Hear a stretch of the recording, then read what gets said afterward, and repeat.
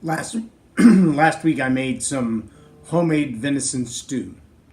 Now I do it kind of a lazy way in that most of the vegetables I used are either frozen or in a can, but selecting the right vegetables and mixing them together with the right spices and a little ground venison, it's always a little bit of an art form, and because I don't use a recipe, it's never the same way twice. But there is one factor that never changes, and that is stew, like a good chili, always tastes better the next day.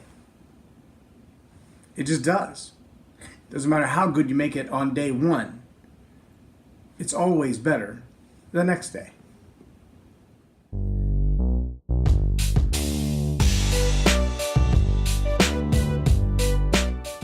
I'm J Loren Norris with Leading Leaders Podcast. You can ask your grandparents about it if you've never made stew, or ask your parents about it. But stew and chili and a lot of those things where there's a whole lot of ingredients that go into the making. It's hard to get their flavors all mixed together the first time. Even if you put it on the stove and you cook it well and you let it simmer for a few hours before you eat it, you're still going to have a distinct separation of flavors, which means even the broth itself will be a blending of flavors that's not quite gelled yet. But put that stew or that chili in the refrigerator overnight. Give it a little bit of time. And the next time you heat it up, you have an entirely different mixture of flavors as they've all married together. The melting pot, if you will, that is the stew. Now, I was listening this morning to an interview with Eugene Peterson and Sonny Bono. And Bono says, what has it been like to write this book we call The Message?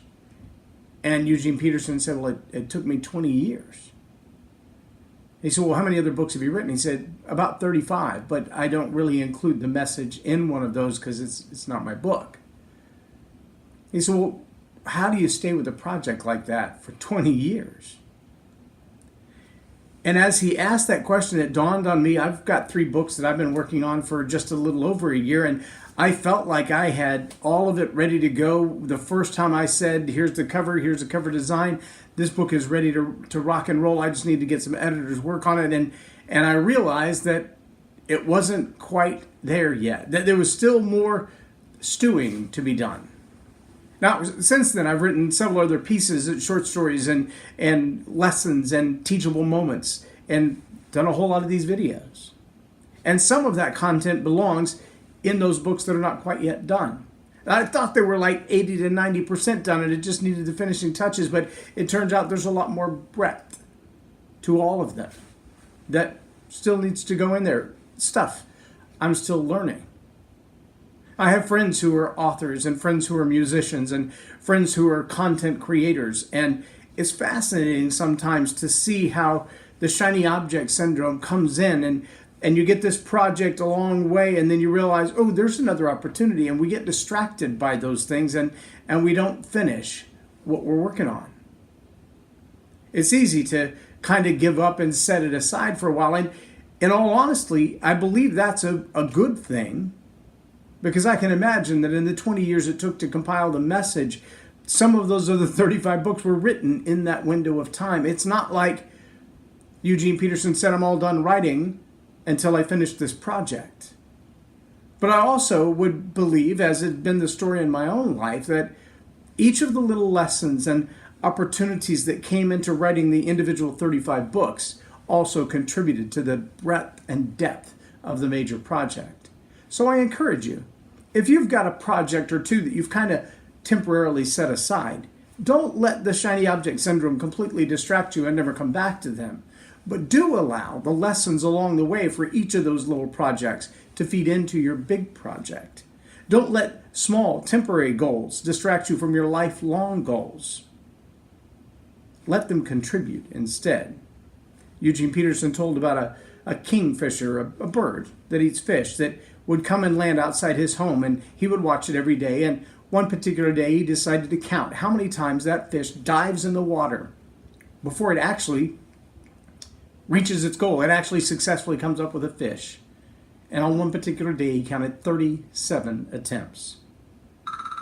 How persistent are you? Are you willing to stay at it for 37 consecutive failures to reach your success? Will you stay at that one long-term project, even if 37 shiny object syndromes come into your life and distract you or take you away? If you're willing to do that, then I believe long-term success is headed your way. Stay with that long-term project. Don't get distracted by the little ones. And make sure that whatever you do in those little projects, they ultimately contribute to your long-term project, to your assignment, to your goal, to the who that you are. I'm J Loren Norris with Leading Leaders Podcast for Tell It Like It Is TV. Have a blessed day.